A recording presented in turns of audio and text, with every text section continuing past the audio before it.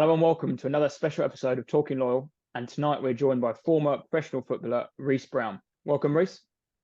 Thank you for having me. Good evening, mate. How are you doing? I'm good, thank you. Yourselves? Yeah, all good, all good. All good. Good stuff. You been up to much today? Just been playing a little bit of golf today. So Nice. went to the gym this morning and then straight off to golf. Straight Nice. after the gym. You really good at golf? Yeah. I'm okay. I'm all right, to be honest. I don't actually have a handicap because I'm not a member anywhere. So it's probably the next step that I'm going to do. But I just due to some of my old my old agents, they have like a spot every day at Moxham Hall, so I tend to go there every now and again. Or pretty much, well, it's not every now and again. It's pretty much nearly every day, to be fair. Decent. But I'm a lot of the driving range at the minute. Nice, Just trying to work on a few things to better myself. Perfect. Like before, I guess we like to do a few quick fire questions, and tonight's no different. So, Jack, if you want to start us off, first one. Yep. Reece, who did you support when you were growing up? And on that, did you have a favourite player from that side? It's a weird one actually. It was Arsenal growing up until a certain age, and my favourite player was Dennis Bergkamp. And then I think when I got to a certain age where I understood that my brother was obviously playing for United, I kind of was a bit of a traitor and switched across. Your favourite holiday destination? Oh, one or two? Either, both. Both, LA and Dubai. Nice and quick Very and nice. easy. Yeah. Third one. Best player you've played with, trained with? Ravel Morrison. By Decent. far. Yeah. By far the best. A lot of ex-players say that about him, don't they? They say his obviously talent was. Yeah, I've had a few. We kind of grew up all the way up. I'm pretty sure we'll get into that in a minute, but he was a year younger than me, but we kind of come through the whole academy together. Very, very, very, very good player, outstanding. Some of the stuff that I used to do was honestly I've never seen it before in my own eyes. He's had a great career, don't get me wrong, but it's not where it should have been. I think, which he knows himself, and I think he wouldn't mind me saying that, to be fair. But great footballer. Even to this day, he's still ridiculous. Yeah. But I played with some good players: Pogba, Jack Wilshere, Matty James. So there's a lot of good players. Yeah, very very good players. Yeah. Perfect. And speaking of holidays, which four former footballers or four former teammates, shall I say, would you take on your lads' trip to make your five-a-side team? From football, I would go. I'll have to say Danny Welbeck, because he's one of my best mates. I'd say, Robbie Brady. Yeah, nice. He was at United. He ended up being at Burnley. It's a tough one, this. Wells, Robbie Brady. I would go. Oh wow! Wouldn't take your brother, or either of your brothers. You wouldn't take them. Sick of seeing it. Sick of seeing his face. I'm gonna stick it to my youth team. I'll go Welbs. Who did I say next? I can't remember. Robbie Brady. Right, yeah. Welbs, Robbie Brady. I'd say Corey Evans. Yeah. And I will go Fabian Brandy. Decent. And out of those, are you going LA or are you going Dubai? Where are you going? I think that's an LA crew. I think if we went to Dubai, we'll probably end up getting arrested as well. Yeah, I think we'll keep it. We'll go safety first. We'll go LA. Yeah, decent. Very good. Perfect. Now, speaking of Danny Welbeck, there's a story that didn't you grow up on the same street opposite each other? And yeah, we basically wanted to get in your early life. You were born in Manchester area, were you? Yeah, I was born in Longsight in Manchester. Yeah, so growing up life for myself, I had a good upbringing. Good upbringing in a not so nice area, should I say? To me, it is a nice area. It's just home to me, but for anybody looking from the outside, you probably would say it was a rough area. Yeah, we grew up on the same street, Markfield Avenue, and we actually lived literally facing one another. It was only, I think when we was about 12, 13, his house and the row of houses in front got knocked down because what they were doing in the area was they were trying to block off all the alleyways because everyone, as I said, it's not a great area. So there's a lot of motorbikes, naughty boys, naughty girls, everything's going on around there. So yeah, as I say, his house got knocked down and he kind of made a park in front, which was supposedly to be better for the kids growing up. It's like a little five-a-side pitch on concrete as well. So yeah, we grew up on the same street. He's a year older than I am, but we kind of played Fletcher Moss Rangers, which was my Sunday league team. I always used to play up a year with his age group, and then of course he went to United. Then the year later I went to United as well. And yeah, we come through the whole system together. On that, you mentioned Fletcher Moss. I mean, we've got the list of done a bit of homework, but I mean, Tate is going to go through some of them names that have been through that club. Yeah, and like I said, and played probably for your youth team as well. You've got Tyler Blackett, obviously yourself, Zeki Friars, Jesse Lingard, Marcus Rashford, a couple of years younger. Danny Welbeck's on there, Danny Webber, Kieran Eastwood, etc. There's a long list of players. A lot. Yeah. So even well, when I was younger, I'm not gonna say our age group because I played up, but the age group that I was playing with, we had a whole group of players. So there was also Kyle Bartley, who left and went to Bolton, ended up signing for Arsenal. Currently at West Brom. Cameron Stewart, he was another player who come through the ranks at United as well, but he didn't start till a little bit later on at United. He was around under 13s or under 14s when he first come in. So now there was a lot of talent in and around our age group. So, but again, Fletcher Moss they kind of built that pathway for us to to be able to move from there and kickstart our careers in a professional environment. That's what I was going to ask. Was there, obviously you played for Fletcher Moss and lots of people did, but was it the coaches? Was it just a good environment, or were you just lucky with the group of lads that were in that area, or just a bit of everything? Or a lot of streetwise boys. So what I would say, I'd say, don't get me wrong, I think the coaching was good. I think it's changed a lot now from what it was like when we were younger, which I think the whole world's obviously changed. So it's well, we can get onto that bit in a bit, but in my opinion, the standard for me it's not great in the grassroots environment at the minute. I would say that's just my personal opinion, and that's no disrespect to anybody else. But I'll probably say that the thing with us when we were young, it was, and I can only speak for myself, everything was just football. There was no mobile phones. I didn't have a mobile phone until I was in year 10. PlayStations, I didn't have internet in my house till I was in year 10. So everything was literally just football. That's all we knew, and so it was every day. So again, it was a lot of that street football, which again, if you've got plenty of you doing that, you can make something out of that in the long term. Yeah, and on again, similar to with a group of lads, but obviously you got two, I think, older brothers. Is that right? Both older brothers.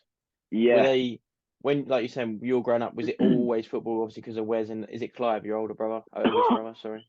Yeah. Clive was the best player out of us all, to tell you the truth. To a certain degree, Clive was a bit of a naughty boy, should I say? So he lost his actual. He was at City, Clive, and he got released due to hanging around with the wrong people, and he had an accident on a motorbike where he's chopped off his ankle. Literally chopped it off. So he ended up getting released from there. He still played like Stockport County and lower league like Woodley Sports and teams like that, but he just never really kicked on. But no, it was pretty much all football in my family. Even though my dad, when he passed away when I was 16, but he used to play cricket. My dad, right. So I think it's always been go or not. I have gave it. It's not really me, to tell you the truth. No. I would watch it like a whatnot. I could play it. Like I enjoy doing it. Like when I'm involved, but I wouldn't say it was something which I was very good at. Right, fair enough. So with Fletcher Moss, is that like just a normal Sunday League team, Sunday like your local team, or is it like a bit higher up on academy level with just sort of United scouts coming there often, or what's that setup like down there? So Fletcher Moss is just a grassroots Sunday League team. So yeah, based in central Manchester, or South Manchester, should I say, a place called Merseybank. And no, it's just your average grassroots environment. So you've got the training sessions once a week, and then games on a weekend. That's all it was for us. Yeah, nice. And yeah, so obviously you moved on from Fletcher Moss. You're only young, like was it 9 or 10? I think you moved into United. Yeah. So when I was it's changed now. So academy now starts at 9. When I was younger, it was 8. So between like 6, well, I'll probably say 6 and 7 because I always used to play a year up. So between 6 and 7, I was going to the developments between United and City, and then at the end of it, I had a choice to make in terms of, do I go to Man United or do I go to Man City? And yeah, I chose United. I think a big part of that obviously was my brother being in there. Not that I didn't enjoy it or anything like that, and that was like my final decision. But I can't remember everything, but I obviously chose United. In a way, it was the team that I kind of changed and supported. Brother was there. Felt comfortable, confident. The players that were in there, I knew a lot of people due to obviously being at Fletcher Moss. So yeah, it was definitely my number 1 pick. Yeah. Did they sign a cluster of players from your age group when you were 8/9 then? That you said you knew a few players, was there? Yes, well, in my actual own age group, there wasn't many. So there was a lad called Justin Pickering, who he was at Medlock Rangers. There was a lad called Nicky Josie. He was at Medlock Rangers. There's a one called Brad Byrne. He was, I don't even know where Brad was actually. Oh, all right. Well, put it in this way. In my team, there was me and a few others who went to different teams. So it was only, I used to play kind of a year up. So my first year, I played a year up with like Danny Welbeck, Cameron Stewart, Kyle Bartley. And then obviously when they get to the ages of 9, that's then when they could sign at United at the academy. So I was still then at the developments, but I always used to then train up with them still at the academy. But I was also still playing for Fletcher Moss because you weren't allowed to sign, well, not at 9, under 8, sorry, because it was under 8s when I was younger. So between 6 and 7, I was developments, but at 7, I was kind of playing with the year up at United in terms of the academy, just training. And then the year later, then I signed in the academy then become the new under 8s. Nice. When that moment was happening, you were going to sign for Man United. Obviously, you supported them. You growing up them. It's Manchester United. Was it that feeling, or was you like, it's like Fletcher Moss, just another team? Here we go. I'm gonna give it a good go, sort of thing. But if I'm to be honest, I can't really remember much, to be honest with you. But if I could probably say anything, and just knowing what I'm like anyway, and being in and around that environment, and I'm sure we can get into a little bit more of that later. But for me, it was probably just normal, if that makes sense. Because, for me, I was fortunate, obviously, to have my brother where, I got an insight to what other people don't see. So maybe, not that I wasn't grateful for it or anything, but maybe I didn't really take it all on board as much as maybe I should have. Because, again, it was just normal. That's normal to me. So I have it all the time. People will say to me like, "Oh, your brother's Reece Brown." And it's like, that's just my brother. Do you know what I mean? I don't see it as anything big. But I've had that pretty much coming through United. It's not that like, wow, look at Wayne Rooney, or wow, look at Paul Scholes. Like, that was just normal. That was just like, Scholes, who was? Are you all right? That was literally all it was. So yes, I wouldn't say it was anything in terms of like a big wow for me. Just knowing myself. But maybe as a kid, it might have been a little bit. It might have been a little bit different for sure. Yeah. So when you were at United, what were they like with terms of like academical school with your football? Are they up to a certain age that they make sure you've got to get the grades before you can play, or is there anything like that? When you turn 16, it's just football. You can do what you want. So everything was just football. Yeah. So it's something again which I am against it and not against it. And I never have to experience it, of course, but I do believe that education is massive. Again, I'm sure we can get into it in a bit, but I don't have any GCSEs at all. And that was just due to my own arrogance and ego. But if it wasn't for me playing football for as long as I did and having a career in the game, and obviously maybe not going into the coaching side of it, I think that I could be in a bit of a pickle personally, because again, I've not got the education behind me to be able to probably go and get not that it wouldn't be a decent job or whatever it would be, but maybe something which I might have enjoyed maybe a little bit more. So when I was younger, it was I don't remember much of the primary school bit, but I remember all the high school bit, and all the high school bit was we had a mentor in school, which was my PE teacher throughout the 5 years that I was there, and it would always be like reports every month on how we've done. One thing with me was I got away with everything in school, so I was never really taught a lesson. I think that didn't really help me in terms of wanting to push myself in school either. I thought I could just do what I wanted because obviously I played for Man United, and I just thought that I was going to go on to be like a Messi or a Ronaldo, should we say. I was going to be a multi-millionaire where I can just sit on my ass for the rest of my life, which obviously it never worked out in that way for me. But I wouldn't say it was very demanding in terms of like your schoolwork. Not that they didn't care, because obviously we had reports. If we ever were behind with stuff, they would always bring it up to us, and they would say like, if you don't catch up, like you won't come into training. But I never remember any of that happening personally. And then when I got to, I think it was year 10, or year 11, I actually got asked to go into, so basically it would be like digs. So I wasn't very good in school, which you can probably get the whole just a little dig bit. off. So I was quite naughty, to be honest. So for myself, when I was in year 9, I used to have to. Well, I used to get picked up on a Friday after school from the minibus. I used to have to go into digs, and I'd stay in digs over the weekend. And then on Sunday, so we used to have games, training on Saturday and games on a Sunday. So it'd be into digs. I'd train Saturday morning, back to digs, and then I would stay over again, play the game on the Sunday. Then I was allowed to go home for the rest of the week. But on the Monday, we used to come out of school anyway at 12 o'clock. And when I got to year 10, it's something that they still do to this day at United. And basically, it can happen from year 7, so that's 12 years old, if I'm correct. So let's say, for example, I don't know if any of you have any kids or anything. It's like your kids go in to live with another family, and they'll basically go to a school which is set by United, and that's where the boys basically, it's like a brand new life kind of thing. But it was something that I didn't really want to do, only because I was comfortable where I was.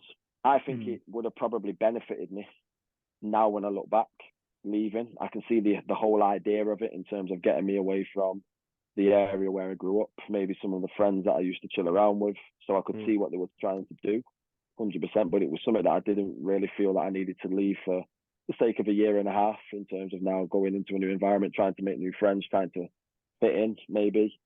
And obviously I wasn't a big fan of digs, which when I did go full time at United, I only ended up doing a year when we were all supposed to do 2 years. And that again, because I was a little bit naughty again, didn't really want to stay there. I used to just stay at home and then come back the next day. And it just got to a point where they were like, you know what, you can just go home then, if that's the case. But again, it's something which killed me throughout my career, because I struggled with being away from home. So again, when I look back now, I get what digs is for. Digs is to give you that little bit more responsibility and independence. Obviously, you still got kind of like a digs mum and dad there, or a digs mum and dad and family or whatnot. But you kind of left to your own decisions a little bit, where mum and dad or your guardian brothers, they can't really hold your hand. So I do understand why they do it. But that was kind of what it was like growing up there, and with in terms of like your reports and stuff. So at 18, you signed your first professional contract. Is that correct? At Manchester United? Yeah. Well, when I was 17, I did get offered a pro contract, but at 16, sorry, but I turned it down. And I turned it down because in the long term it worked out in my favour, but at the time I thought it was more taking the piss, to be honest with you, on a personal note. So as a youngster at United, back when I was in the youth team, your first year scholarship was £95 a week. Second year was 115. Now, I remember the first contract, what we spoke about. So it would have been a 1 year YTS, and it was going to be a 3 year professional contract. But the 1 year YTS, as soon as you turn 17, you start the professional terms. And the money wise was £400, £600, and £800, which for me, you've got foreigners coming in on thousands of pounds. Yeah. So it was a risk that I was willing to take for the sake, in terms of turning that down. Probably a big risk, to be fair, because they could have turned around and told me to fuck off. Definitely, yeah. Turning that down. So yeah, as I say now, I took the 2 year YTS. You're right there. Yeah, I did sign when I was 18. Was my first professional contract at United. But it did, as I say, work out in my favour, because I started playing for England, and I was doing well from my first year to where it was Gary Neville who actually helped me with my first professional contract, and he stripped me up because he went into the gaffer's office and put both his feet on his desk, and he was on his phone, and I was thinking, like, you're killing me here. That's what I say. Did you have an agent, or whether, obviously, like you're saying, you had Gary Neville helping you out? Well, I had a few agents growing up. I used to use my brother's first agent. Didn't really, not that I never done anything for me, but it was more his agent. And it got to a point where I felt like I needed to do my own thing. So I signed with another agent. I won't say his name. I hope you can see this, because he's a dickhead. But yeah, he was all over me when I was at United, all over me when I left and went to Watford. When I went to Barnsley, quite similar. And then I started to see the distance from him. And then when I stopped for Barnsley, which we can get into in a bit, I went back to United and started training for a bit. Then he wants to get back in touch with me, because they're all generated to one thing, and it's money, ain't it? So yeah. No, I don't hate the guy or anything like that. It's just one of them where it's it just you probably learned as you grew, as time went on, didn't it? Yeah. Then after that, Danny Welbeck's brother, Chris, and also Wayne as well. They're both agents. They both helped me from that point forward. Yeah, nice. And yeah, so you signed that moment. You maybe remember it more, but when you're 18, signed your professional contract with your boyhood club. Was then you like, right, I'm going to kick on, and this is my moment to get into the side, or carry on your career, I suppose? Yeah, I think it's going to sound funny when I say this, but when I was in that environment, and it's not just me, this, because I know this happens there, and you might understand it a little bit when I explain it, in terms of what you see, maybe not knowing the kids in these environments. This won't be just United. I think this will be all your big clubs. Now, it gets to a point where, so for example, at 16 years old, I think for myself, if I was playing at like a Crystal Palace, or if I was playing at like a Stockport County or Rochdale or an Oldham, I think that my career would have been different in terms of, like you said there, like your professional contracts and where you would have played. I think I could have been playing first team football. I only say that because when I started playing England, you've got players which I would play over, and it doesn't mean just because you're playing over them that you would do what they're doing. It's no disrespect to them boys either, but for example, Nathaniel Klein, and what a career he's had. He's still playing in the Premier League now, but when we was younger, I'd play over him at England. And if you look at him, he would be at Crystal Palace playing week in, week out in the Championship with nearly 100 appearances at 19. I've not got one. So it got to a point for me where I just felt like, if you look at the squad, it was difficult. I was in there as a centre half. It was only when I went to the reserves that I started playing holding midfield, and the gaffer really liked me in that position, which I had a really good conversation with him when I signed my contract after that. But yeah, there was Wes, there was Rio, there was Vidic, there's Gaznev, there's Evra, Craig Cathcart, Danny Simpson, Johnny Evans, Richie Delat. The list, James Chester. The list goes on and on and on. And when you look at it, it's like, no matter how well I play, I ain't getting into that first team. So it gets to a point where, again, the mental side of it, I say it now to the boys that I coach, and in my environments, and I've done it in my other environments when I was coaching at United for the 4 years, and then I went and I left and went to Morecambe. But for me, you've got to maintain that high level of performance, and You've got to be as fit as possible, as strong as possible. But the main one for me is the mental side. It's as mentally strong as possible, because football's just a game of emotions. So I'll be honest, I don't blame anybody. I blame myself. I don't believe that when I was in them environments that I used them environments to my best benefits. I was more comfortable that I was in there. I was more relying on my talent than trying to push myself. As I say, I was a quite big boy anyway, so I never really tended to have to do gym. I could get by due to my weight and my physical attributes. I could do it that way. A very good example would be like a Mike Keane. Mike Keane, at 16, 17, he wasn't, not that he wasn't wanted, but he was offered like a part-time scholarship where he went more to college.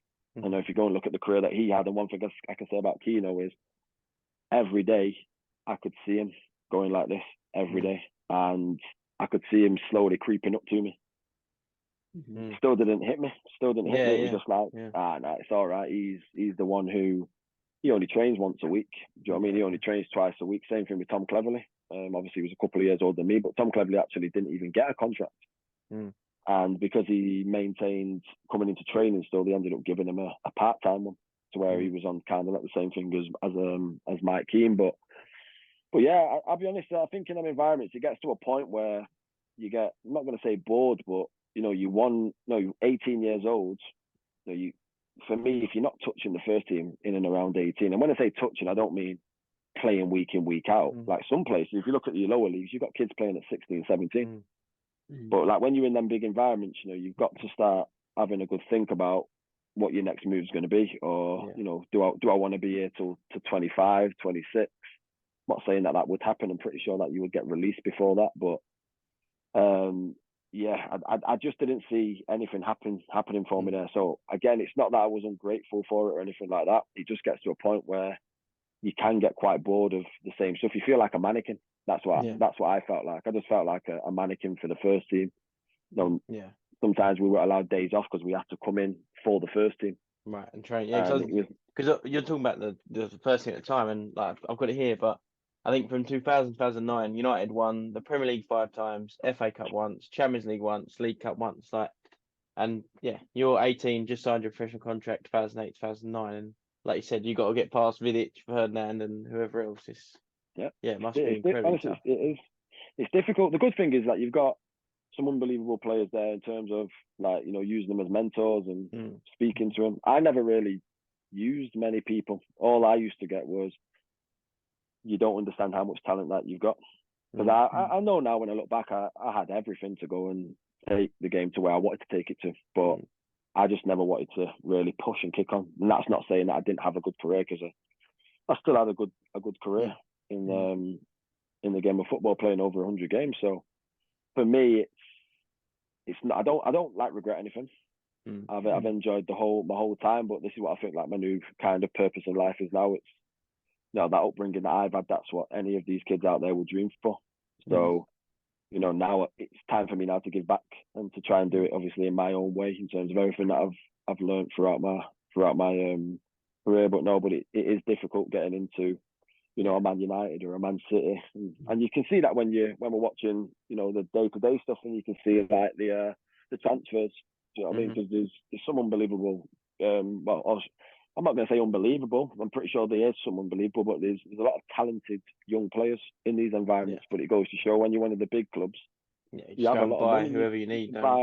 Exactly, yeah. So that's why sometimes though I do think to myself, what if I did start at Rochdale or an Oldham or and at the same time you have to think of it as, but if you was at an Oldham, would you have developed as much as you developed if you was at Man United? So as I say, I don't look back, and I don't look back, but I don't as I said, I don't regret anything or anything like that. It was just a difficult period. I genuinely believe if I was put back in the youth team now, and you could take me to being a 16-year-old now, I don't feel like I would have a problem getting into that Man United first team. In terms of the ability that I had, and again, if I'd done things properly, in terms of the gym stuff, lived the right way, ate the right stuff, and took things serious, I genuinely think that I would have a chance at getting into that team now. 100%. How much different is it between playing, like I said, top level under 21, under 20 football? Sorry. playing under 20, under 21, under 20 football for Man United compared to then going into Football League and like you had like one of your loan spells, for example, in League One or in the Championship? Is it just a completely different kettle of fish? Yeah, and before I say anything, I'm going to say Wikipedia lies. By the way, I played more games than that tells. Yeah, it's all good. We went deeper than Wikipedia. Don't worry. I fumed about that loads, but yeah, no, with like the youth football, so like youth team football for me, it depends like what level you're at. So again, if you're at like your Cat 1 level, your bigger clubs, and you play against the Cat 1s, the United, the Cities, Arsenal, Chelsea, Tottenham's, it's a good standard of football. It's quick. You don't get too long on the ball. Quite similar to what you would probably see in like your League One football and stuff like that. As I said, the higher it goes, the quicker the game gets, but the more time you have on the ball. It's more like your positioning because one slight mistake, you can be punished with some of the players playing at the highest level. So I'd probably say like the difference for me was, one thing I always noticed was I trained better when I trained with the first team than when I trained with the youth team or the reserves. And I think a lot of that was down to the standard of player. So, for example, you go and fizz a ball into Michael Carrick or into Paul Scholes and it's above the waist, they'll just put the foot out and bring that ball down. And that will make your pass look like you've done something special, to where it's like, oh, yeah, that was, if he didn't touch that would have been in the corner flag. Do you know what I mean? So you used to get away with a lot more because, again, you're playing with better players, to where in the academy, and it was nothing against any of our players, but you obviously haven't got that standard of players, and that standard of players as a whole. It's not like there's 2 or 3 of them. It's the whole group. So it's constant moving all the time. Obviously, I've never played in the Premier League. I've sat on the bench in all competitions for United for the first team, but never managed to get on. I was actually going to come on against Leeds, which I was devastated, but Michael Owen got cramp, so he brought Lionel Cole on. So I was gutted about that, but obviously it happens. So yes, I'd say for me, I'd probably say the standard was different. It was a lot different in international football. It wasn't as quick, not as demanding. You probably see it on the TV, especially at young age. We play against like the Spanish. You touch them a little bit, they're rolling around the floor. You see it with Neymar and things like that on a weekly basis. Which I think is quite pathetic, to be honest with you. But then it's funny when they do it to you and you're rolling around and they want to pull you up. So, it's quite annoying. So I'd definitely say club football was definitely quicker. And I'd say kind of it sounds weird when I say I've never played the Premier League, so I couldn't tell you because I've not been on the pitch and I've not been involved in it. But from what I can see, I'd probably say your football leagues are more kind of like this. They are. You're right though, because you go lower down, even to non-league level. It's all right. The players might not be technically as good, but it's intense, and everyone you have zero time. Yeah. So I'd probably say like the league. I played league. One minute. My league. I'd probably say League One. I played a lot of games League One. The intensity of League One is quite high, to be fair. And as I always said there, just in terms of someone being in your face. You've got to paint them pictures before the ball comes in, because if not, you've not got time to take a touch and then think what you want to do. Someone will just come and clatter you. So I'd probably say like the club football is definitely more intense than the international. But at the same time, when you go international, it's a good experience because now you're playing with the so-called all best players of that age in and around England or wherever they play. Some of them could be Real Madrid, Barcelona. If they're English and they're playing with you, you're getting kind of that kind of intake, and that's where I saw a lot of Jack Wilshere. Was when was at England, because I played against him when it was United v Arsenal. We were actually the first team to play at the Emirates when it first got built, and he was a joke in that game, like ridiculous. But like you look at him, you think, how's this small kid or small boy doing this stuff and dictating play so much? But unbelievable, and it goes to show again the heights and the levels that he took his career to, and you could see that at 16, 17. He played with some special players in that under-21 side. You touched on Pogba, Lingard, Michael Keane, Robbie Brady, Josh King. With the sort of touch on the Pogba thing, was that sort of similar to? Do you think he got a bit fed up with looking at that team and seeing Scholes, Carrick, and all these great centre midfielders in there, and he couldn't see an avenue to get in there? Did they not really give players a chance too much there, or was that just because the standard was too high? I'll be honest with you, I think it's because there's a lot of players. There's a hell of a lot of players. There's some players that we've not even mentioned. So I think the problem, and I don't know the whole ins and outs of it.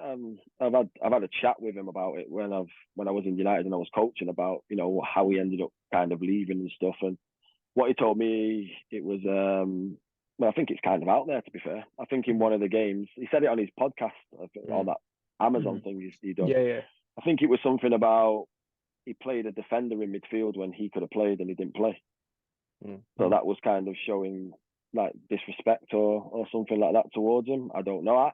Again, who am I to say anything about Alex Ferguson? You know, best manager in the world. So I'm not disrespecting or sitting there saying I'm right or this happened or anything like that. I don't know. But again, me playing with him, he was a very, very good player. I think if he would have stayed at United from the start, I think he would have got a chance. He might have just had to wait that little bit longer, but I think he wanted to play right now, which again, fair play to him. He went away and he did that at Juventus. So, you know, that was obviously a decision that he made in his young career. And he probably, it definitely benefited him, didn't it? Because he turned himself into one of the best players in the world. Not saying that he couldn't have done that at United. I think it was just more being a little bit more patient, I think. And obviously, like, you know, as a player, like I said to you there, like I felt like a mannequin. So, you know, for someone like him, I'll be honest, he was a better player than I was. So for someone like him, knowing that he 100% can play in that team, and he did play games and he got minutes and that opportunity to go and showcase what he can do. You know, he obviously wants more of it and he wants it now. So I just see it as that's a decision that he made. Obviously, I don't know the whole ins and outs. As I said, I've heard it from him in terms of that, what I just said to you, with a defender playing in midfield. I think Raphael or Fabio played centre midfield in one of the games against Bolton or something like that, and he was sat on the bench.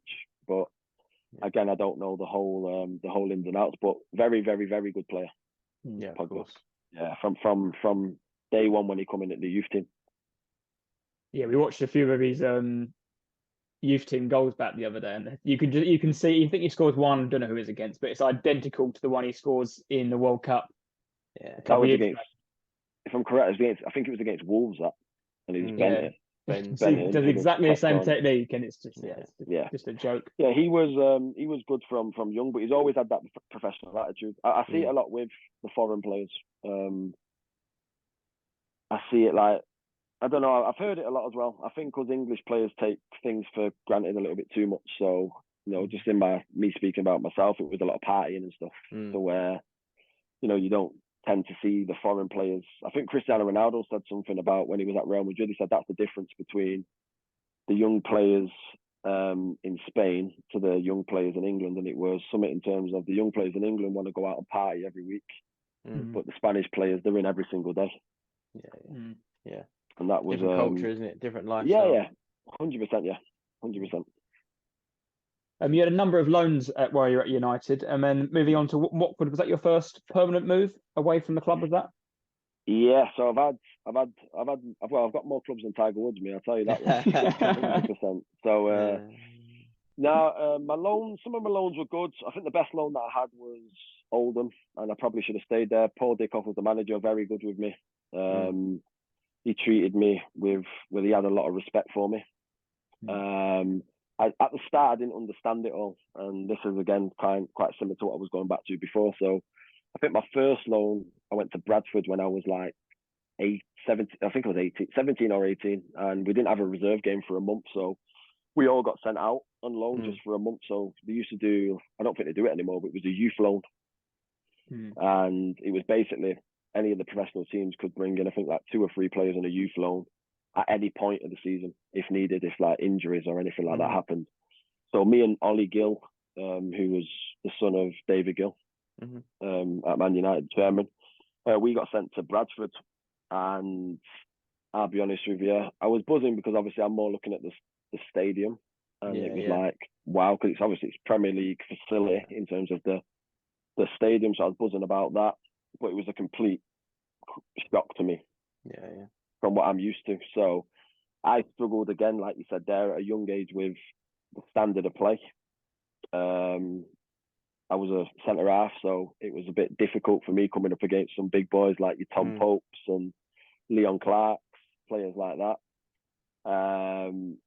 I wasn't mentally ready for any of that, if that makes sense. So when I went to Bradford, I think I played like 2 or 3 games, I think it was. We weren't anything big because it was only a month. The manager was Peter Taylor, old England manager. So again, it was good to kind of work underneath him. But I wasn't built for it. I weren't ready for it in terms of like, I didn't feel like it was, I don't know. Like you said, you have to step up your 17, 18 and you've got to go straight into men's football, basically. Yeah. And that's what I was saying to you, like before, like when we used to go away with England, it was different because now we're a group of very good players. And that's no disrespect to anyone who was at Bradford or anything. But again, it was there was players in United who were better than the players at Bradford. And I weren't used to playing with that, where I felt like it was a lot of pressure as well, because obviously I've just come in from United, but I never really had that mindset of pressure, if that makes sense, even though when I look back now, it was pressure. So the fans, they're on your case quick. I'm not used to anything like that. I'm not used to, hearing your own fans boo you for making a mistake, which now I understand it, because it's like, this is their club, they're in League One. It's like, we need to win every game. I weren't used to that. We have to win every game. I'm just used to rocking up, playing at, Altrincham, and then going about my business, going on, and then going back to training the next day. Don't get me wrong, I've always had winning mentality, and we've always had winning mentality. But the thing with us was it was different, and it was easy because we had a very, very, very strong team. Yeah. Cool. So when you kind of move down there, you've got to be ready to take that step, and I just don't feel like I was ready for it. I've had like the training I was playing with the first team at United and stuff like that, but it's a complete different ball game when you start going into real life match situations. And I wasn't ready for it at all. And then Watford was my first move. So what happened with that one was I did get offered a contract at United, and I had a chat with the gaffer about it, and he just basically said to me I would have been 20. I think it was 20 going 21, or 21 going 22, one of them. And he basically just said, like, look, you've done well this year. We'll offer you another contract, but also have a little look what's on table in terms of different kind of money for you, which I weren't getting any more money. I was getting more, but it wasn't anything like what some of the other clubs were throwing at you. And again, he just told me that I wouldn't be going on the first team tour, and that kind of settled it a little bit for me in terms of, not that I'm not wanted, but you're not wanted really, because at 20 years old, 21 years old, if you're not going on the first team tour, you've got to start considering your options for me. And I put that down to now in and around like you're 19 to 20 years old in environments. You've got to kickstart your career at some point. Everyone's got certain points where they'll excel and they're ready for it, but I genuinely believe that at 19 years old, you've got to be getting that first team experience. So the decision was, I had a few clubs. I think my last loan was Ipswich. I'll be honest with you, I hated every single minute of it. I don't know if you've read the unscripted piece that I've done. I've read some bits, but so I've done a bit for, it was something for United, for the website. And basically what happened was, I think it was more of it was a loan, but I think it was a trial at the same time. That's how I saw it. And it's a funny story. It's basically I went down there, they were fighting relegation. I had this ego of, like I've always had from being young growing up, that I play for Man United and I'm not playing. Why am I not playing?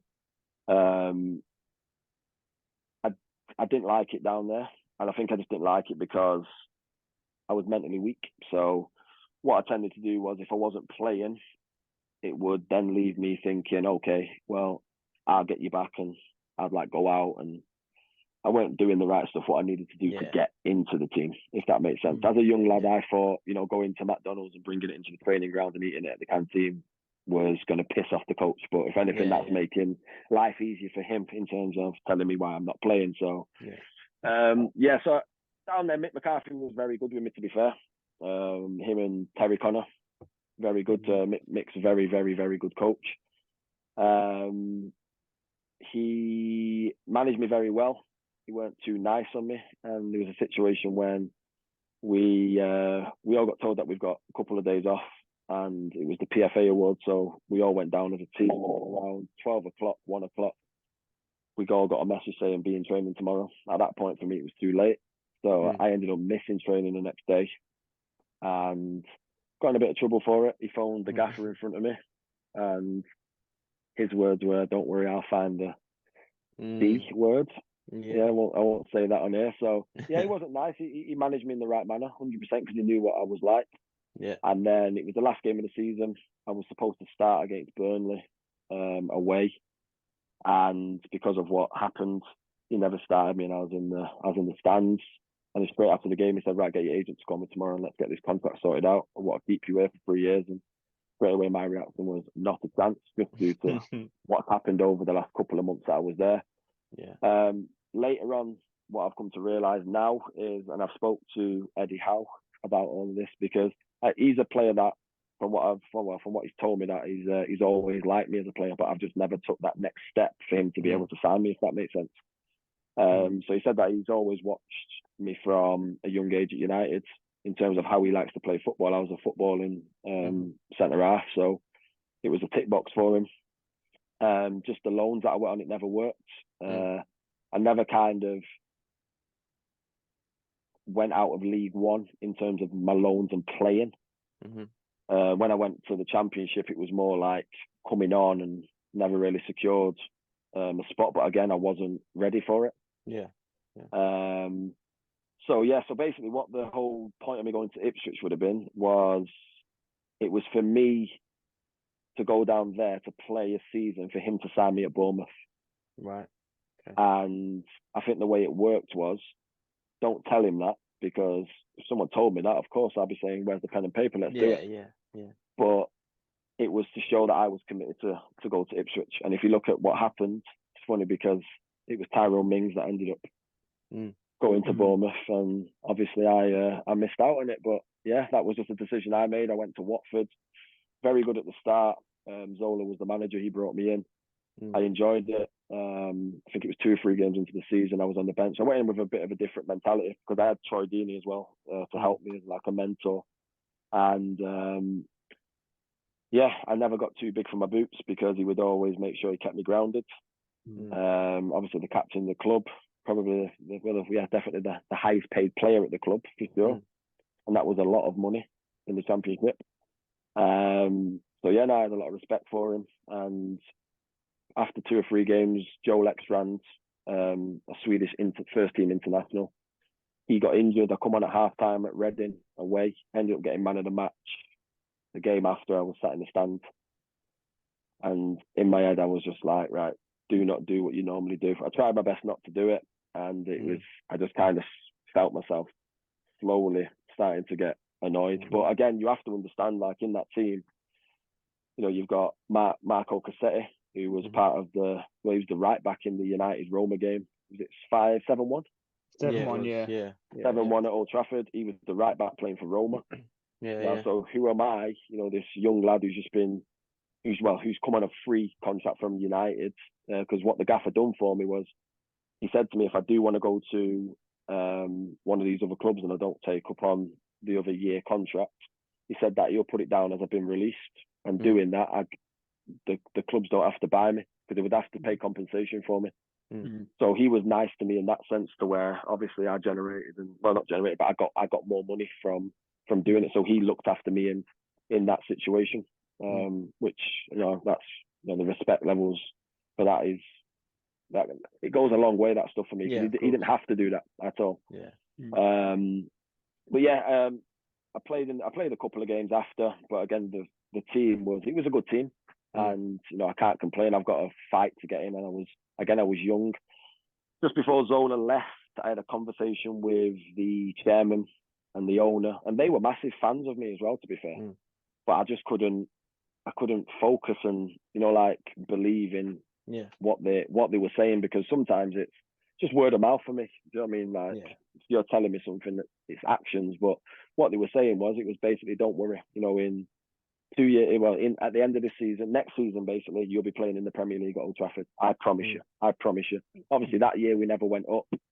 the year after, that was then when it was just getting a bit too much for me, and new manager come in when Zola left. It was an Italian guy, couldn't speak a word of English, and he kind of just threw all the young English players to the side. So we were kind of just training on our own. I was homesick. As I said to you before, I wasn't used to. I'm not good at being away from home. Well, I wasn't good at being away from home. I'm fine now, obviously, but back then I wasn't good with it, and I think that goes back down to like the digs conversation. I didn't do digs properly, and so I just wanted to go back home. So it was a few. They wanted me to go on loan to Stevenage. I wanted to come close to Manchester. So it was. I spoke to my agent, and he basically just said, like, let me have a little look around. And he got back to me in a couple of hours and said, like, Carlisle will take you today. So I was just like, you know what, let's do it. So I just looked at it in terms of, I'll be honest, I didn't even know where Carlisle was. But when I went on Google Maps, I saw it was close to Newcastle. Yeah, and obviously closer than Stevenage. But that's where Wes was. Wes was in, he was obviously in Newcastle because he was at Sunderland. So for me, I looked at it and it was 40 minutes to get there. So I just said, like, yeah, let's just do that. You know, as long as I'm close to someone family related or close to home, like it's fine with me. So yeah, I went to Carlisle. It was good. They were fighting relegation battle. It didn't end too well, but yeah, then that season obviously I went back to Watford, and then the following year I ended up getting a pay up from them because it was me that wanted to leave, and you know, fair play to them. In all fairness, they should have just told me to F off, but you know, they ended up being nice to me and gave me a pay up, and then I basically I got bought. Well, not bought. I went to Barnsley. After that, the whole point of me going to Barnsley, the conversation with the manager and stuff, Danny Wilson, he was a good guy towards me as well. It was, we're bringing you here for one thing. From what you probably know, Barnsley are a feeder club. So they don't tend to want to keep players for a long period of time. Obviously, there is players in there who have been there for a period of time, long period of time, but they'd rather keep you and get rid of you and make money from it, which is fair enough. And they've got a great setup, by the way, very, very, very good setup, and a good academy setup. So yeah, I went in there. I was playing all the games throughout pre-season. Started the season well, and then obviously there was two young boys, Mason Holgate and a lad called James Bree, and it got to a point where managers pulled me in and just said, like, unfortunately, you know, I'm sorry to say this to you, you've done well, you've been playing in all the games, but I can't guarantee you much game time. And obviously I asked the reasons why. It was a business reason. You know, there's Premier League teams that are interested in two young lads. We're going to have to play them to get the value up. So it was understandable. So I ended up getting a pay up from them, and then I kind of didn't have a club then for, I think, around 6-7 months. And I got a phone call from my old manager, best manager I've ever had in my footballing career, Warren Joyce. And he's always kept in touch with me throughout, from when I've left United, him and Paul McGuinness. He got in touch with me and said, like, what are you doing? I said, nothing much. At this point, I put on loads of weight. I was definitely depressed. I was going out Friday, Saturday, Sunday. You don't know you're depressed until you kind of come out of it. That's the only advice that I can give on that one.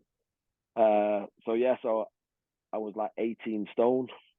So, you know, there was a lot of work. Big old boy. Yeah, I know, I was massive. I'm not going to lie to you, massive. So yeah, I went back in there. I was training in there to the end of the season. You know, he got me in a couple of like friendly games and stuff like that, behind closed door games, which I played in. And then he sorted out for me to go to. But I listened to his advice, because funny, because when I was in United's reserves, he said to me, "You're going to either do this the easy way, or you're going to do it the hard way," because he could see he's a master. He's a master in football, 100%, and he's seen probably loads of me before. And he basically said to me that you're going to do it the easy way or do it the hard way.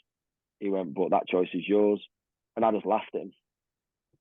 Honestly, literally just laughed at him. And when I went back to United, he helped me get back into it. I got back fit. I ended up signing for Bury. I signed a 6-month deal there. And then after the 6 months, I got myself into the team. I signed a rubbish contract because I had to sign it. There weren't really many places that were going to take me. At that point, I was probably about, 23, going 24. And I got into the team, ended up securing a decent contract to the end of the season. And then 2 days after I signed my second 6 months, they offered me a 3-year deal. So at that point, that's then when it was like mind games. So for me, that means that somebody's interested in buying me, 100%. Yeah.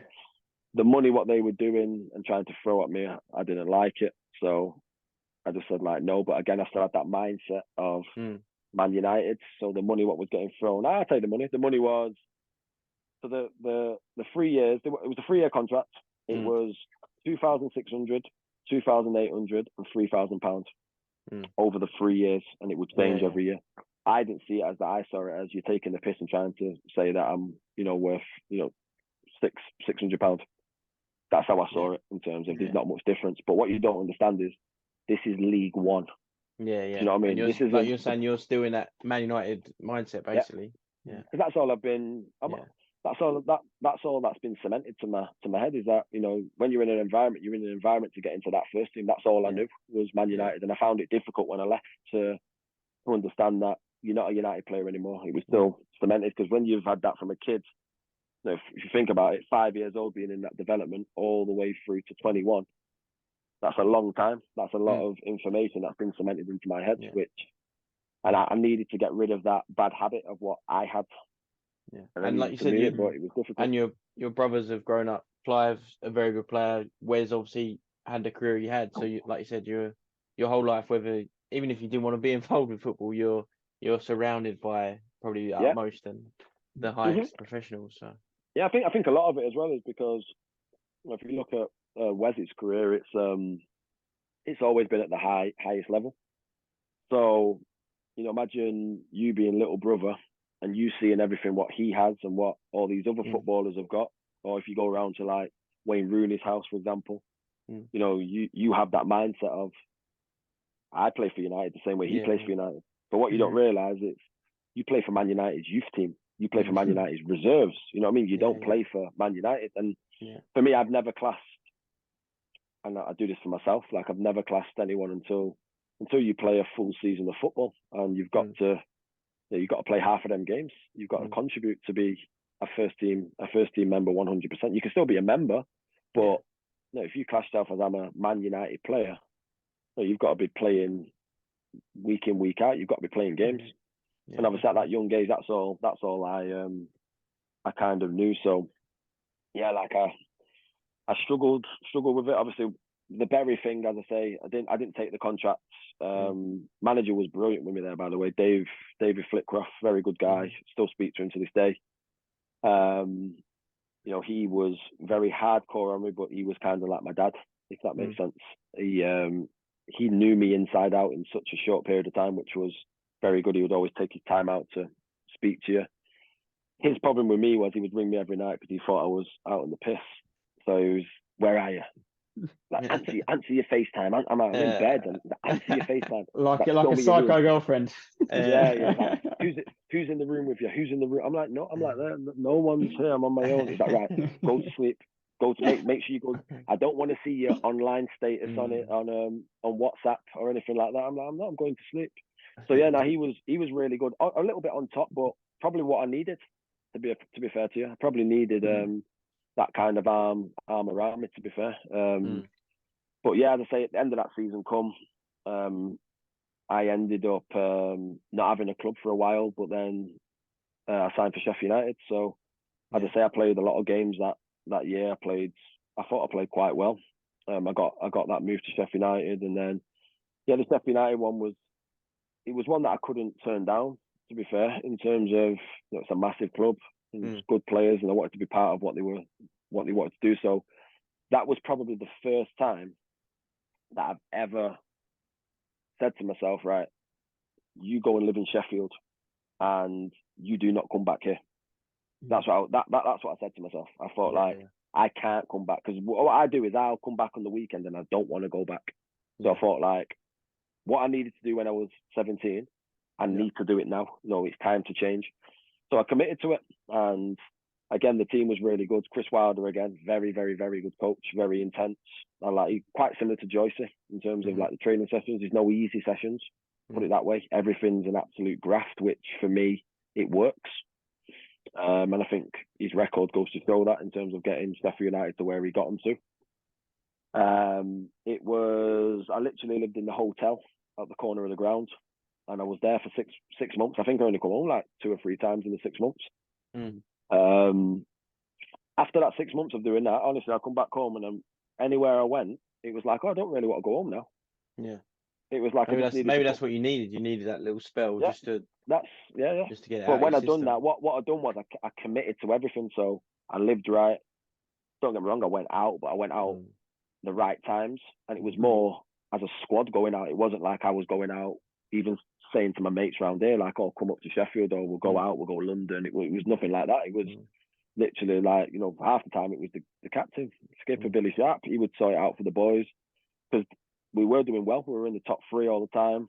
So, if we done well, the manager gave us that time to do what we wanted. But one thing what I was never good at, having days off. So when I was at Sheffield United, I committed, and on my days off, I used to go in and train with the youth team. I used to make sure that, because I weren't getting as much game time, I played in pretty much all the reserve games that got put on. I just asked it, even if it was 45 minutes or half an hour, can I just play? I just wanted to keep myself in and around the environment as much as possible, and make sure that I'd done the things in the right way. And it's funny that, because that's what my new project's called. To make sure that I've done it properly, to give myself the best possible chance. And again, like, even some of the games I played there, I thought I'd done well, but the team that they had, it was a very strong team. It was basically, I was there to push Kieran Freeman, who was the right wing back, very good player. I think he's at Portsmouth now. But basically what happened was, after the 6 months, it was then a decision again that I had to make. I could have stayed there to the end of the year, but at that point I was missing football. Because I've not really played. So there was opportunity for me to go back to Bury. So I took that opportunity, went back to Bury. This time it was Chris Brass, who was the manager, or caretaker manager, should I say. If you don't know who that is, he's the one who, it's funny this, have you ever seen the own goal where the player kicks it off his own nose? Yeah. That's him, yeah. So he's a good guy. He was brought up at Man City, so I've known him again since I was young. So I went back in there, played. Ended up getting injured doing my knee, and then obviously a new manager come in. It was I forget, Lee Clark from Birmingham. And my knee weren't even ready to play, to be fair. And it was we were fighting relegation at this point. Not like we weren't in the bottom 3 or 4, but we were. What League One's like. You can win 3 games and be top of the league from being bottom of the league. It's crazy. So he ended up saying to me that I need you to play in the game. And what I got told from the surgeon and from the people at the doctors, or the hospital, sorry, was, you can't play on this till the end of the year. But I had no choice, because I had no contract at the end of the year. So it was one of them where I'm going to have to take the risk. So I played in the game. We played against Rochdale, played really well. We secured promotion. I think I trained once for probably about 4 or 5 months. I didn't train. No, not 4 or 5, but probably about 3 to 4 months didn't train. And then literally I trained one day and played full 90 minutes. Honestly, probably the best I played as well, because I knew what the circumstances were. I knew that I needed to impress. So we got safe. And the week later, he said to me, that was on a Tuesday night. And on the Saturday, he said, I need you to play again. And I just refused. And I just said, like, no, I'm not playing. He was like, but I need you to play. I said, no, I get what you're saying, but look at my knee was massive. So I'm saying to him, like, look at my knee. And you have to remember as well, in the lower leagues, there's no security. So if I go and break my leg, you get a 20 grand payout from the PFA. So realistically, I'm thinking to myself, if I've got to retire after this, if I do really bad damage to it, then I'm fucked. So I thought, like, I'm not taking it. So I stood my ground. We all had meetings on the Sunday after that game, so the day after, and he basically just said, like, I want to keep you on, because for months he was saying to me, get your agent to call me, let's sort out a contract. Really want you to be here, and whatnot. I find you, I think you're going to be a big part of this project for what I want to do next year. So I was like, sweet. Never answered the phone.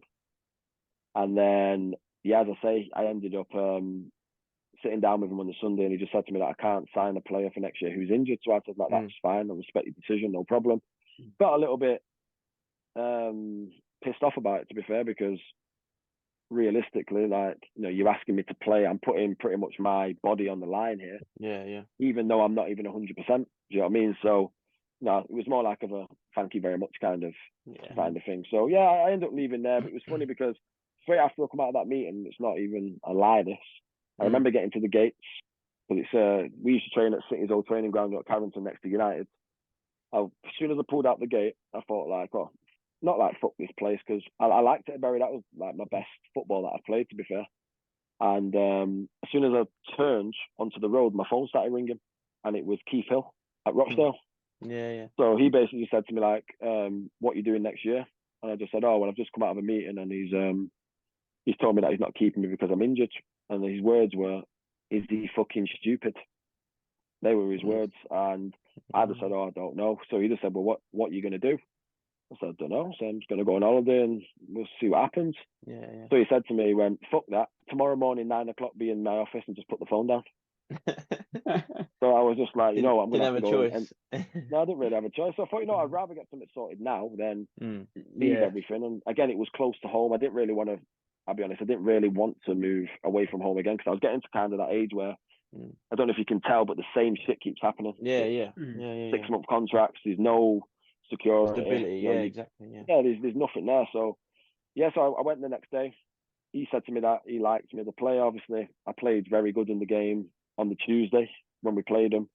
And he just said, I want to give you a contract here for next year. So I just thought, you know what? First person that come to me, let's just sign it. So signed that contract there. And then it was funny again, because I was in at Rochdale, Keith Hill. I don't know if you know, but Keith and David Flitcroft, who was my first coach at Bury. Keith Hill was always the first team manager, and Flickers was always his assistant. So the same people. And them two and the best mates as well.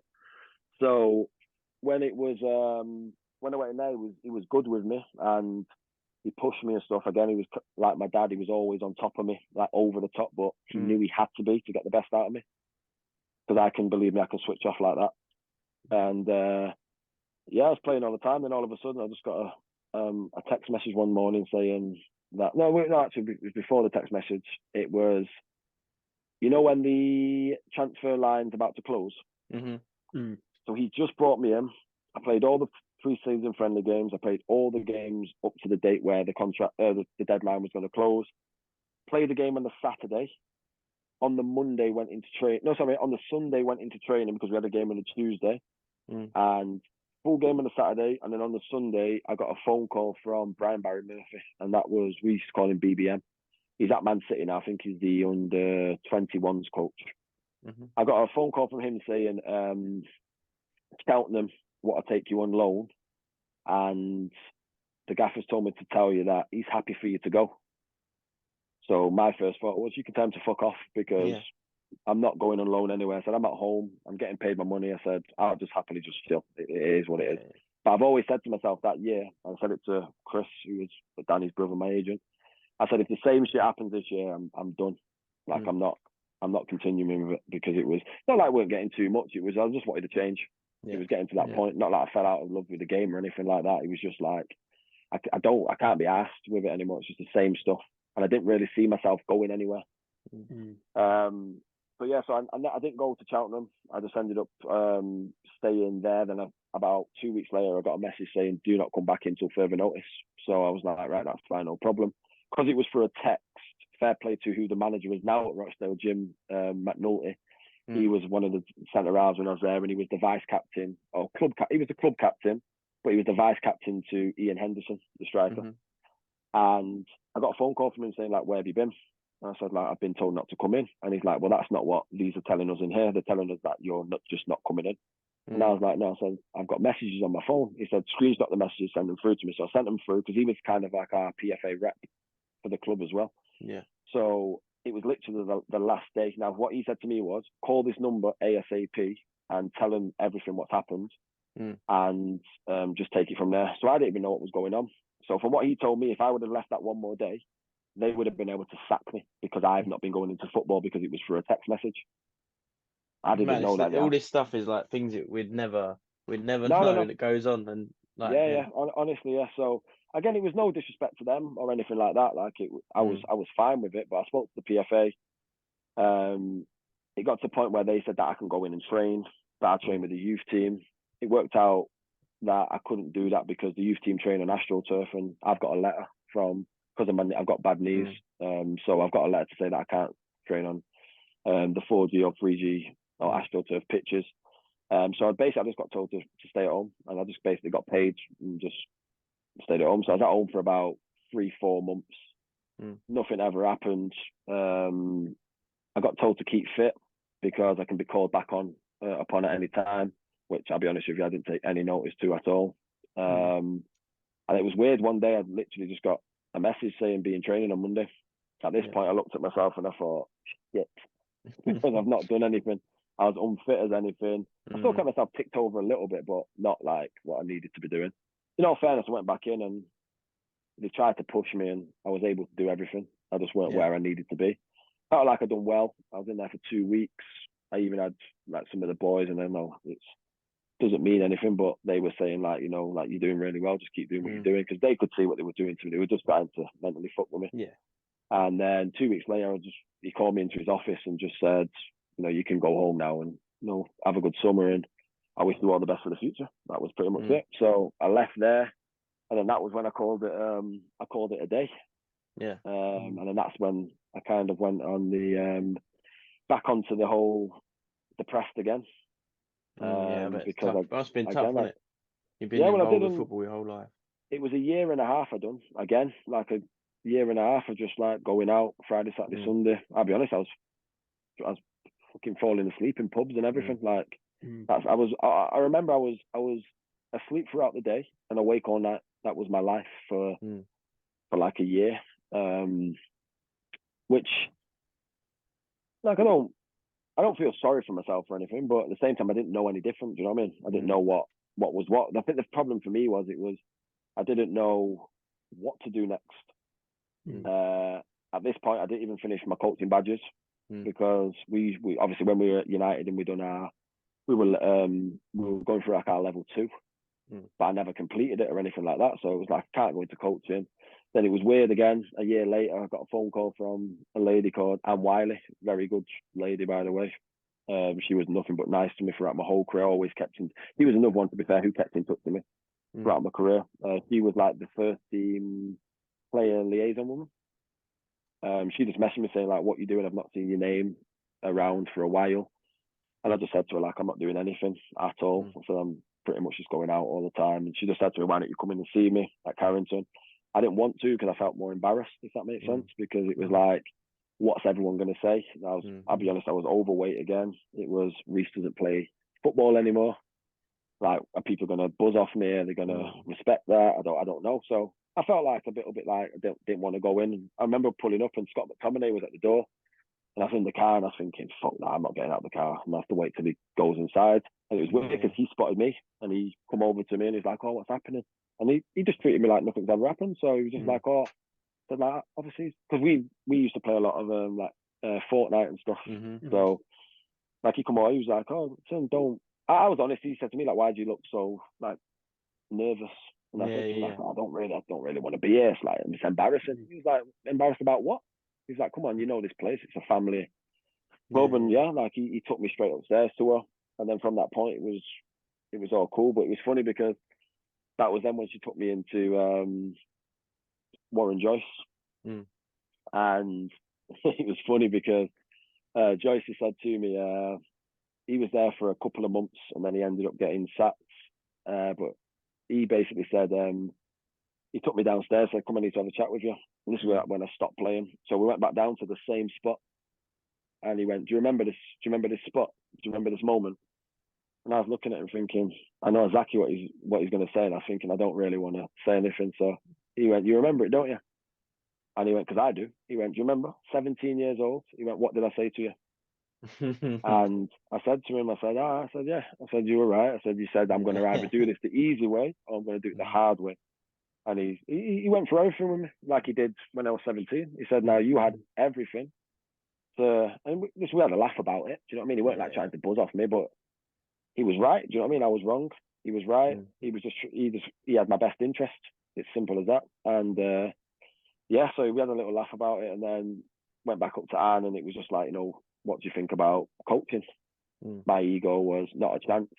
And it was her who had to say it to me. She said, right, stop being so full of yourself. You don't play football anymore.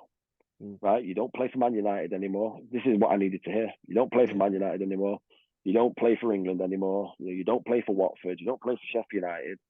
It was like, at the minute, you're kind of like a nothing at the minute, but you've got so much to give, because you could see straight away I was very good with mentoring. She thought it would be something that I would be good at, but she said to me, what do you think about the coaching? So I was like, you know what? Because you're asking me to do it, I'll do it for you. That's what I said to her. So she was like, right, go into it and see how you like it. Now, started going in at United. I was working between like the foundation phase, so like I was working between the 11s and 12s. And honestly, after my first week of being in there, you have to remember I was fat as anything. I was overweight. Now, after a couple of days, all these kids now know who I am. Sorry.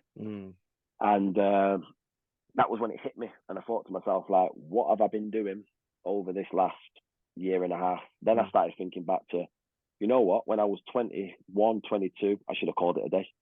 This is what I should have been doing. So this is literally now what I feel like I've been put on earth to do, if that makes sense. So yeah, I went in there. I enjoyed it. I was there for 4 years.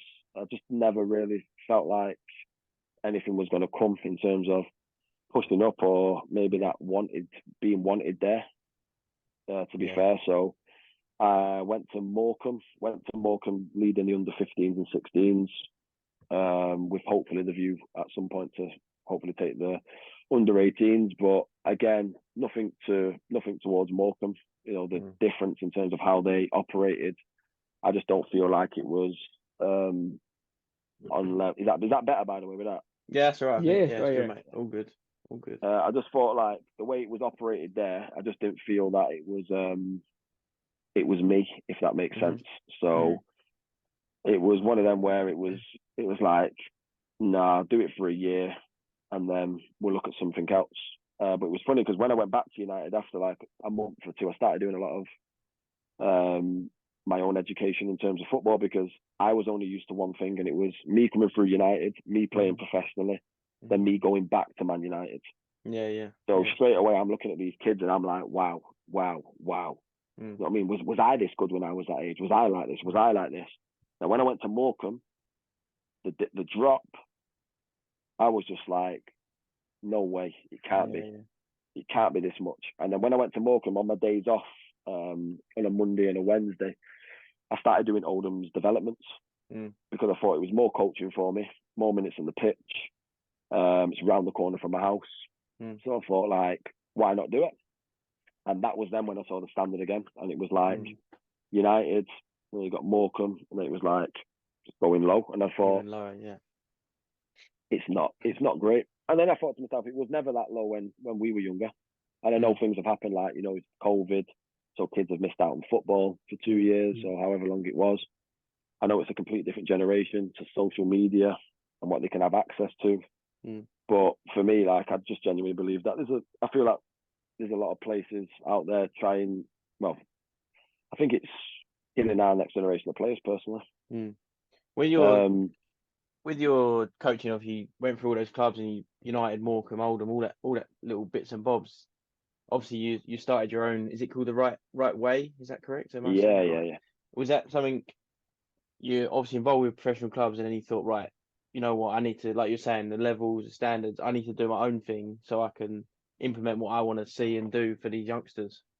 Yeah, I feel like one thing that I felt when I was in the environments was half the time I just feel like you're a mannequin, or they want you to be a mannequin, or they want you to be like a yes man, and I'm not a yes man. Do you know what I mean? So for me, I would never disrespect somebody, but I'd always challenge somebody. And my first part of that is to challenge them to better the environment. I don't put myself first; it's to put the kids first. So if it's something that could better the kids, I don't feel like why there's a problem me asking or challenging in terms of why can't we do it, or, you know, can we do this, or, you know, like just maybe being a bit annoying. I don't know. So I just feel like majority of the places it's more just being a mannequin, and then obviously you've got the people who are in power and control who then, you know, they make the decisions at the end of the day. So it's not that I can't work with people, because I'm very good at working with people. I just genuinely believe that I have a lot of knowledge of the game of football due to, you know, my upbringing, my own experiences, the things that I've witnessed. And I feel like I've got a lot of knowledge to have demands and to basically, you know, educate the our new generation of players. So that was one of my big reasons for doing it. But the other big reason was obviously the standard and kind of that bridge. You don't tend to see it anywhere, to be fair. And this isn't aimed at any of the places that I've been at, but I don't remember. I can't even remember seeing a kid from a YDP level under 13s grassroots team going up to under 16s be signed to a Cat 1 club. I've never seen it. Now, for me, there's a problem with that, because in Manchester, some of these streetwise boys, there's some very, very, very good players. Yeah, definitely. And for me, I just don't believe that they get the right training. If you want to be a professional footballer and you want to get into one of them environments, training once a week for an hour, it's not enough. No. We're already behind where we're trying to get to. So, for me, you've got to kind of try and be on par, if not more than what's going on with the academies. At the same time, you still got to understand that they need the rest, and you still want them to be kids as well. But it was kind of like my upbringing. I didn't have the same upbringing as I'm the same as anybody else, but the average kid. Yeah. So the kid who can go to parties every week, the kid who can have sleepovers every week. I can't do that stuff because, as I said before, we trained on a Saturday, played on a Sunday. Yeah. So straight away, my weekends are taken up. So everything for me growing up was football. Is there a specific age group you're working with at the moment in that academy? In mine? Yeah. That you're targeting. So I work more with the older players. So I work at the minute. I lead the 16s and 17s. We have a 16s, 17s mix. I just believe it's an age group which I'm more powerful with on a personal level in terms of my demands or the demands of what they need to be able to go through. I feel like I've had it, and I've had it by very good coaches when I was at Man United. As I said to Warren Joyce, my best manager that I've had, and every session it was like an army camp. He literally used to mentally try and break us, which again I genuinely believe some of these kids need at times to be able to, show that they can push, so that that they're not weak upstairs. But yeah, as I say, one thing that we do with what we do, we always work off topics. I think it's important that we've got, especially the younger age group, everything's got to be the basics drilled into them. So it's passing the ball 5 yards, passing the ball 10 yards, manipulating the ball with both feet, body shape on receiving the ball, movement to receive, playing forward, passing. I say to the kids all the time, when you cross a road and these cars come in, do you just walk into the road? And they'll be like, no. I said, so why, when you receive a ball, do you not get your shoulder? It's the same thing. If you turn, there's a player there, it's a car crash. Yeah. But again, I don't blame the players because this is obviously what they've been getting at a young age. And building up to where they're at. So even it can be frustrating at times. I've got a lot better at it, believe me, over the years. I struggled when I first started coaching because again, I had that ego of not understanding that I'm now the coach. It was, I expected the players to be able to do it. And obviously coming off the back of playing the game and not having loads of experience coaching, I found it difficult. I used to get annoyed really, really quick. I had a few tellings off when I was doing my badges due to me walking off the pitch and stuff, only because I was getting very frustrated. But again, it's not an excuse. You know what I mean? It's something that I understand now. But again, I just needed to be educated. And one of the guys who worked there called Neil, and I've known Neil because I've worked with him at United and at England. Believe me, he told me about myself that day. I can assure you, I won't even hair go dry treatment. over some of the stuff that he said to me. But he hammered the life out of me. And what he done was he hammered me and then done it when everyone else come in as well, which I needed it. I needed it in terms of I didn't know who I thought I was. I apologise to everyone because I was in the wrong. And I was no better than anybody else. And I didn't have to do it, but I also got all that group back together and I apologised to them and I told them on another day I'll come in and do another session for them. So I done that. So yeah. Do you think obviously you told us sort of why you got into coaching, but now you coach, do you think you're also doing it because maybe you had a really bad coach, or you're doing it because you had, for example, Joyce, you're going about Joyce and some of these others, you had a really good coach and you think, oh, I can learn little bits off them, or was some of I'll be honest, I think the reason why I coach is because I'll be honest, I love coaching. I think it's really good. I work with a lot of kids and I do mentoring as well. So it's not like I don't charge anybody for it. It's a relationship, of course, that you have to build up with, the player and the parents in terms of the trust and stuff like that. I think it's always something that a lot of the stuff that I do within my coaching now, especially the mentoring side, it's a lot of stuff that I needed growing up. So where I want to try and make that difference to make things a little bit easier for the next crop or the next person who's trying to make that next step. So when I say that, sometimes people try and say, well, what about your brother? And things like that. Like, I don't blame my brother for anything what happened in my career, because his pathway was completely different to my pathway. So for me, when I do the mentoring stuff, I always believe that you need your close circle, and then you need another circle, which is right next to that close circle. And in that little close circle, you need, your go-tos, the people who you can trust. That kind of, the mentor with me, it kind of turns to big brother, little brother. It doesn't tend to be like me questioning them on, how was your day? What did you do? It's just like a normal conversation. So I tend to do a lot of Zooms with the boys, and it's just, sometimes it's not even football related. Sometimes it's just to show that, someone that I'm here to speak.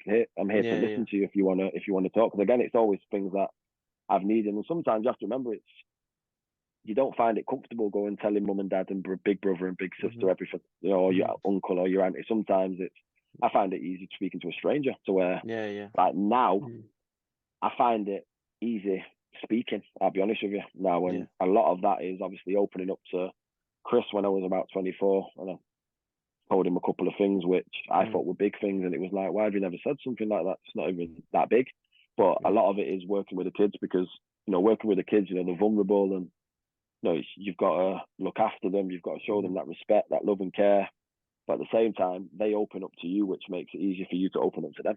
So the kids have helped me massively in terms of opening up and probably being able to be the person that I am today, to be fair. I think a lot of that comes through working with the new generation of players, whether that's professional academy players or grassroots players. So the reason I coach is I love coaching and I want to make a difference.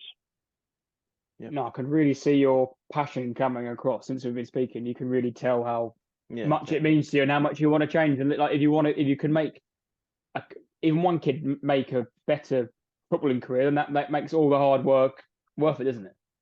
Yeah, 100%.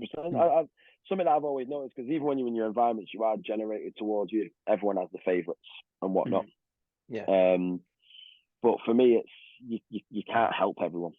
It's something that I'm an empath, so I tend to want to help every single person, if that makes sense. And I've only just come to realise that you can't do that. But like you said there, if you can help one lad, like last year in my under 16 team when I was coaching at the other environment, it was I think there was six lads who, not that I gifted opportunity to, they believed in the project and the stuff that I was doing for them, and they gave themselves the best possible chance. They'd done that themselves. I was just a coach. I don't tend to like praise, to be honest with you. So I see it more as, I'm the coach, I'm putting things on, but you've done the work. I find the bit that I'm doing, I don't find it difficult. That's how I see it. For me, don't get me wrong, I've got to go home, I've got to do reports on them and stuff, which I find sometimes difficult, because it's like, oh, should I say this, should I say that? But the other bits obviously is when you're drawing down your training plans and whatnot, but actually executing the stuff when you have it, I think it's easy. Doing the coaching with the boys. But again, I think the hard bit is, I can't hold your hand and I can't do it for you. You've got to do it yourself. So last year, for example, there was a lad who's just finished school now, Lewis, and unfortunately never got into he's not in a paid setup at the minute, but he's gone into Oldham, because they're doing their new first years are now BTEC players. Right. I think that's just down to the current situation with the club. But at the minute he's supposed to be doing really well in terms of impressing the first team manager. So I see that as, I've done my job.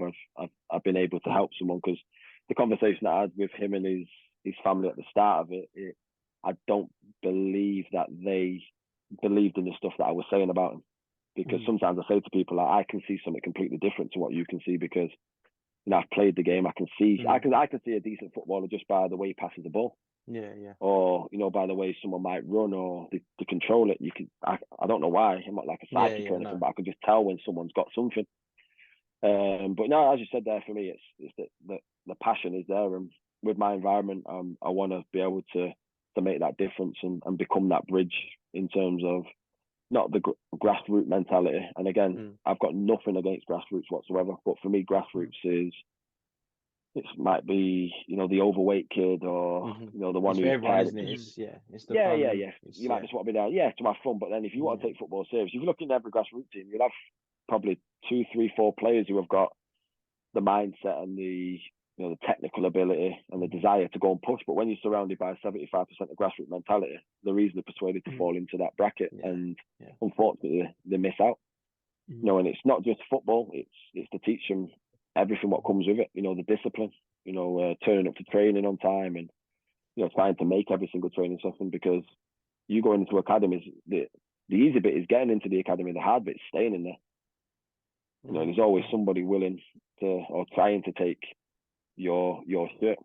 And that's hundreds of thousands of kids. Who are trying to do that. So it's constant pressure all the time, and it's, again, as I said, it's maintaining a high level of performance and consistency. It has to be. Don't get me wrong, they're not going to sit there and say I need to be a 10 out of 10 every day. We're not robots. We're human beings. But depending what level you go into, you've got to be executing at a certain degree of an all-round footballer, especially at your top clubs. If you're going to Man United or Man City, you've now got to come with a whole bunch of things.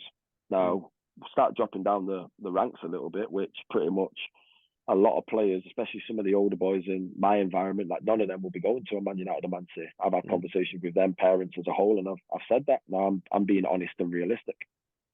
But, to get into some cat-free environments, you don't have to have that full package. You've just got to have the package to a decent degree. And that can get you in there, because you have to remember they've got to kickstart the career somewhere. And for our older players, under 17s, we have a link up with a team called New Mills. The coach Norts and Simon Heaton, 2 good coaches. Really like Norts. He's played. I'm not gonna lie, I think if I'm correct, I think his goals are in thousands in semi-pro football. If I'm correct. And he's a very good coach, very demanding. He reminds me of myself a little bit. And for the project that I've got in place, he fits perfect for what I'm trying to do with the boys that I've missed out on YTSs. So their next stage of football is going to be the men's game. So it was important for me to still keep an under 17, or not to still keep, because I've only just started, but to have an under 17s environment. Because if we're going to call it not good enough, if they're not good enough to get into a professional youth team environment, what chance do they have now going playing against people like me on a weekend? Yeah, exactly. So, I mean, it doesn't work. So they kind of get that extra year with us, where we coach them and educate them on the men's game. So what we tend to do is when they get to a level where we can see that they've got the consistency and the feeling strong mentally, physically, emotionally, everything, we send them on like a work placement kind of thing, where they follow the project of New Mills. So they'll basically follow their training program and follow all their home programs. So they'll turn up to all the home games.